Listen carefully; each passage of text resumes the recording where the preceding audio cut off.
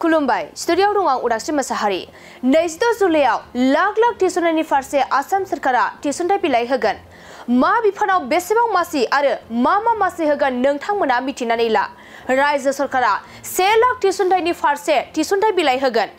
22 जुलाइआव आसाम सरकारा टिउसनथाइ बिलाइ होगोन गुबुन गुबुन बिफानफोराव 465 मासनि थाखाय टिउसनथाइ लाइजाम होनाय जागोन नंगौ आसाम सरकारनि गोहो सोलोंथाइ बिफानाव टिउसनथाइ होनाय जागोन लोगोसे फोरमायथि आरो सुबुं फोनांजाब सेबखांनाय आरो लिरनाय बिफानफोरनि थाखायबो टिउसनथाइ लाइजाम होनाय जागोन आरो बे टिउसनथाइ लाइजामखौ गिबि मन्त्रि डक्टर हिमन्त बिश्व शर्मानि नुजाथिनायाव होनाय जागोन